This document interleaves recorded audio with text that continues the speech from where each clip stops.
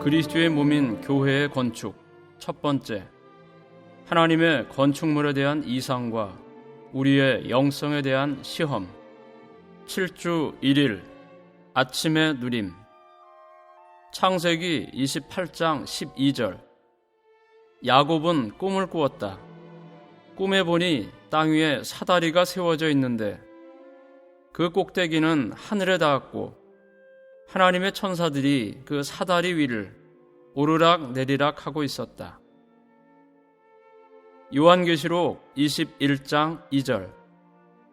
또 내가 보니 거룩한 성 새 예루살렘이 하늘에서 하나님에게서 내려오는데 남편을 위하여 단장한 신부로 준비되어 있었습니다. 교회의 건축은 하나님의 영원한 목적과 계획이 지향하는 표적입니다. 교회의 건축은 성경에 있는 모든 이상과 계시에 따른 하나님의 목적의 중심점, 곧 궁극적인 표적입니다. 성경에 언급된 첫 번째 이상은 창세기 28장 10절부터 19절까지에서 볼 수 있는 야곱의 꿈입니다. 그 이전에 영광의 하나님께서 아브라함에게 나타나셨지만 그것은 아브라함에게 이상이 아니었습니다. 성경에서 첫 번째 이상은 야곱의 꿈이었습니다. 이 이상의 중심 항목은 베델, 곧 하나님의 집이었습니다. 이 베델은 두 종류의 재료, 곧 돌과 그 위에 부어진 기름으로 건축되었습니다. 돌은 사람을 상징하고 기름은 그 영으로서 우리에게 오시는 하나님 자신을 상징합니다. 야곱은 돌 위에 기름을 부은 후 그곳의 이름을 베델이라고 불렀습니다. 기름이 부어진 돌은 하나님의 집이 되었습니다. 이것은 하나님과 사람의 연합입니다. 오늘의 읽을 말씀. 우리에게 오시는 그 영은 삼일 하나님의 셋째 위격이십니다. 아버지는 우리에게서 멀리 떨어져 계셨고 아들은 한때 우리 가운데 거하셨지만 우리 안에 계시지는 않았습니다. 하나님 자신께서 우리 안에 오셔서 우리와 하나 되시고 하나님의 집인 베델을 산출하시는 것은 기름이신 그 영의 위격 안에서 또 그 영의 위격에 의해서입니다.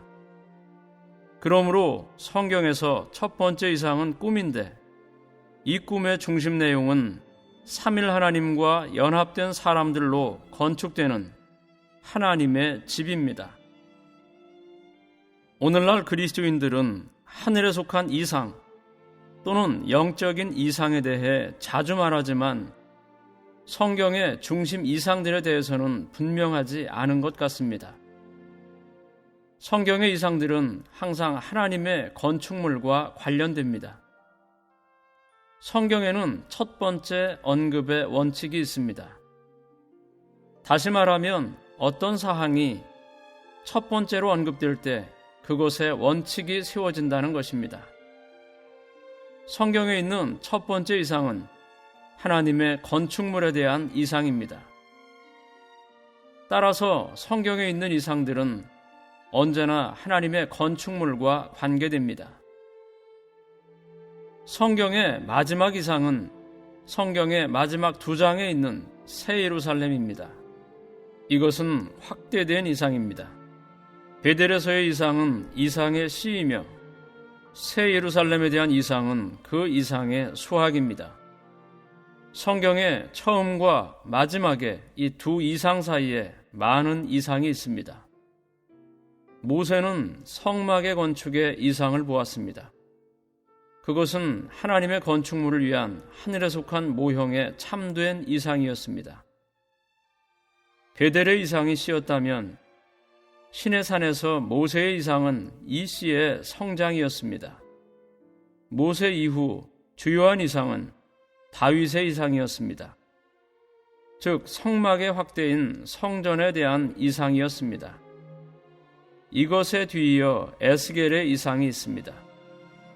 에스겔서 40장부터 48장까지에 따르면 에스겔이 본 성전은 다윗이 본 성전이 더 확대된 것이었습니다.